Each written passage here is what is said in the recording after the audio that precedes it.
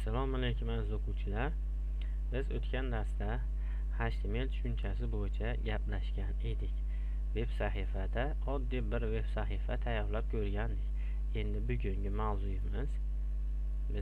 mavzuyimiz veb sahifada matnni joylashtirish va ularni boshqarish, link, havolalar joylashtirish mavzusini ko'rib chiqamiz. Xo'p, matn bilan ishlashda biz formatting bo'limidan foydalanamiz. Ya'ni formatting nima? Ya'ni biz biror bir matnni mana bunday bold ko'rinishga o'tkazmoqchi bo'lsak, B tagidan foydalanamiz ekan. Hali yozma shaklda, qiya shaklda o'tkazmoqchi bo'lsak, I tagidan foydalanamiz ekan. Yoki biror bir so'zni o'chirib qo'ymoqchi bo'lsak, del tugmasidan foydalanamiz ekan. Yoki bo'lmasam subscriptlar deyiladi, ya'ni indekslar hamda darajalarga ko'tarilmoqchi bo'lsak, sub tagidan foydalanamiz ekan. Sub hamda sub tagidan foydalanamiz ekan. Kelinglar buni amalda bajarib ko'ramiz. Buning uchun biz esingizda bo'lsa web sahifalarim degan papkani Visual Codes'da ochib olamiz. Xo'p. Ushbu Visual Code'da ochganimizdan keyin yangi fayl sarzabt qilishni ko'rib chiqamiz. Yangi fayl qanday sarzabt qilamiz? Mana bu joyda file degan new file, new folder turibdi. Biz bu yerda new file tugmasini bosamiz. Hamda bu yerga biz ikkinchi dars deb hamda .html deb xotiraga olamiz. .html da o'tgan darsda ko'rgandik. Nimaga .html deb xotiraga olishimizni. Hamda enter tugmasini bosamiz. Ana endi biz HTML strukturasini hosil qilish uchun shift bilan 1 ni bosib hamda mana bu joydan enter tugmasini bosamiz. Mana endi keling mana shu joyga matnlar bilan title qismiga matnlar bilan ishlash deymiz. Ana biz quyidagicha birinchi avvalo matnlarni ishlayotganimizda paragraf tagidan foydalanamiz. Ya'ni paragraf nima? P tagi hisoblanadi. Ya'ni P tagini bosganimizda bizga mana P ochiq hamda yopiq taglarni beradi. Shu joyga masalan ko'pchilik yana ham bir qiziqarliroq bo'lishi uchun keling ixtiyoriy so'zlarni hosil qilishni ko'rib chiqamiz. Ixtiyoriy so'zlar qanday hosil bo'ladi? Ko'pchilik mana bunday beo'xshov so'zlardan foydalanishni boshlaydi. Biror bir ma'lumotni sinab ko'rayotganda biz uni to'g'ri va shakllantirish, ma'lumotlarni to'g'ri yozishni o'rganish uchun ixtiyoriy so'zdan foydalanamiz. Bunda bizga lorem so'zi kerak bo'ladi. Lorem nima? Lorem bu ixtiyoriy so'zlar kombinatsiyasi bo'lib, bu joyda bizga nechta so'z, ya'ni nechta gap kerakligini, so'z yoki gap kerakligini lorem deb turib, undan keyin mana 10 ta so'z kerak desak, enter tugmasini bossak, bizga 10 ta so'zdan iborat matnni chiqarib beradi. Mana 1 2 3 va hokazo 10 ta bo'ladi.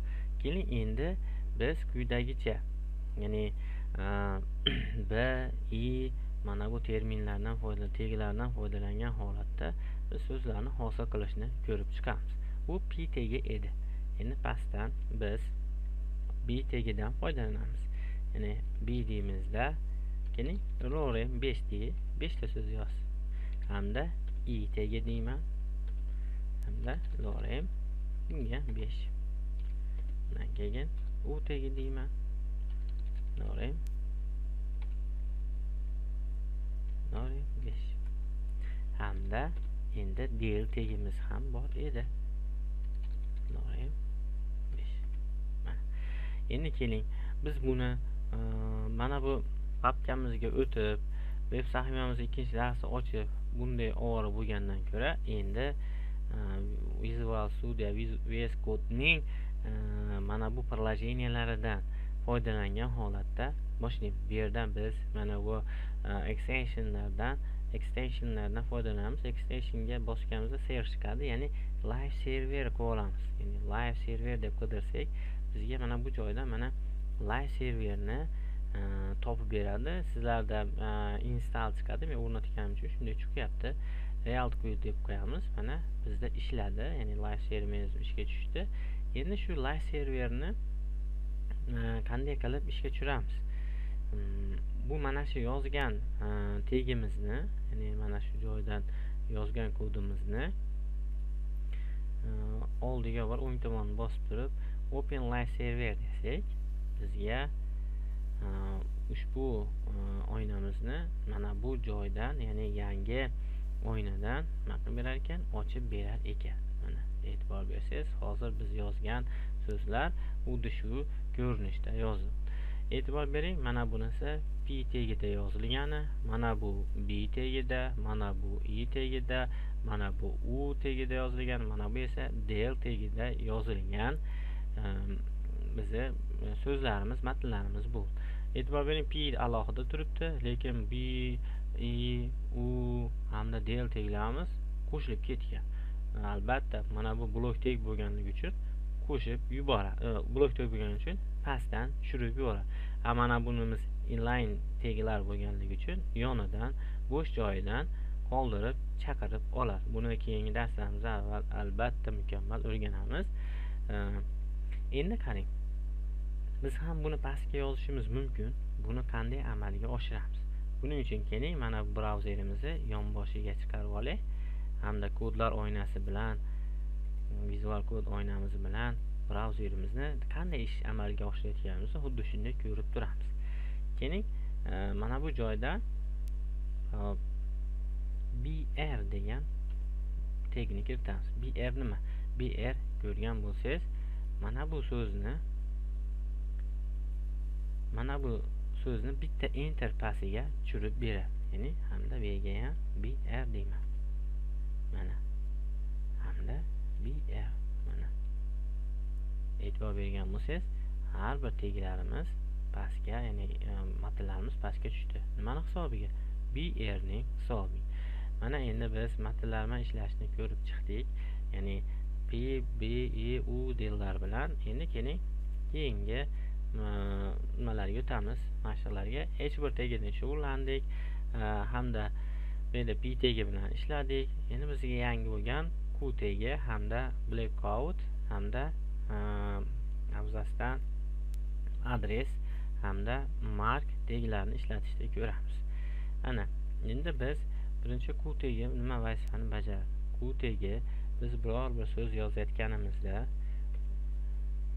lorem onde biror bir so'z yozayotganimizda bu so'zni avtomatik tarzda abzasdan ajratib berishni ta'minlab beradi. Masalan, mana br tugmasini bu tegini qo'yib qo'ysam, qo'shtirnoq ichiga olib beradi deganim, uzr adashibman. Bu tegimiz matnlarni avtomatik tarzda qo'shtirnoq ichiga olib beradi. Ya'ni qo'shtirnoq ichiga deganim, biz biror bir so'z yozayotganimizda, mana p tegini ichiga men lorem deb yozay. Yozganimda qo'shtirnoq yo'q. Qo'shtirnoq qo'yish uchun bu joyga qo'shtirnoq qo'yaman, mana bu joyga qo'shtirnoq qo'yaman. Shundagina keyin qo'shtirnoq hosil bo'ladi.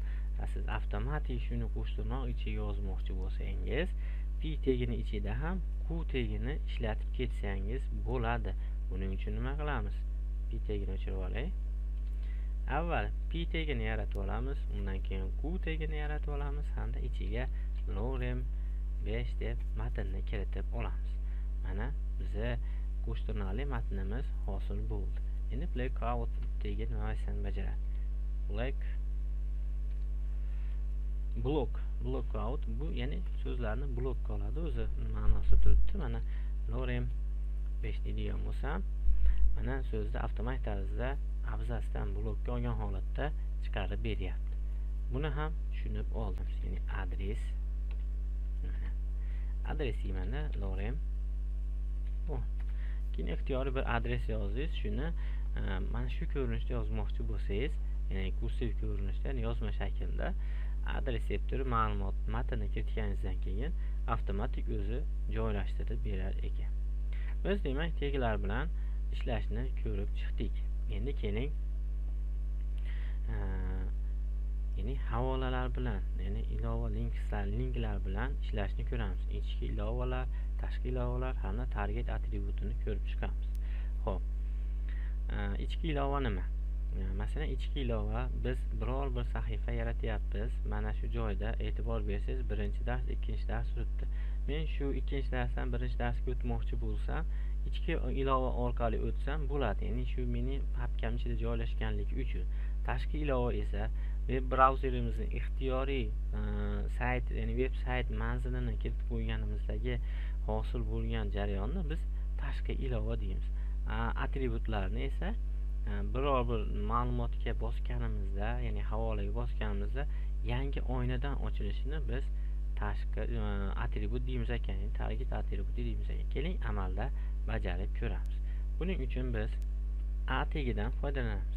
Ya'ni a tagini bosamizda hamda href degan joyiga biz manzil kiritamiz. Keling ichki ilovadan, ya'ni ichki havoladan foydalanaylik.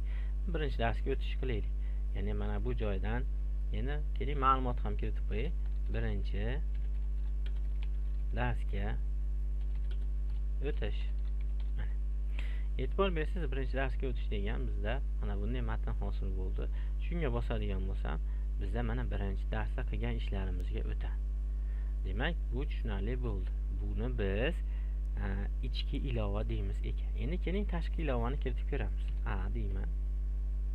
Keling tashqi ilovani mana bu joydan Google ni qidirib turib kiritib ko'ramiz. Mana google.com deydigan bo'lsak, mana bu joyda biz Google ga o'tdik. Ya'ni bu tashqi ilova. Xuddi shu tashqi ilovani biz sahifamizga joylashtiramiz. Mana tashqi ilovani joylashtirdim.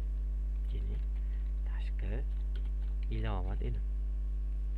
Mana e'tibor bering. Keling mana BR tugmasini, ya'ni bitta pastga tushirish tugmasini qo'yib qo'ying. Tashqi ilovaga bosaman. E'tibor bering, bizda Google hosil bo'ldi. Endi e'tibor bersangiz, mana bu oldingi sahifamga qaytish uchun nazarda bosyapman. Bilasizki, shu jarayonda yana 1-2 marta bosyapman, yana jarayonga o'tib, yana nazarga qaytib shu jarayonni amalga oshiryapman.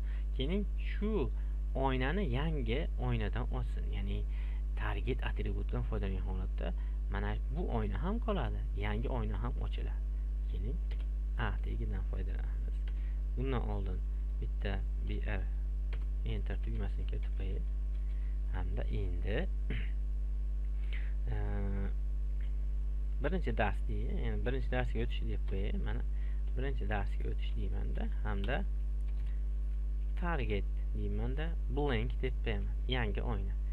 Birinchi dars yangi oynada ochadi.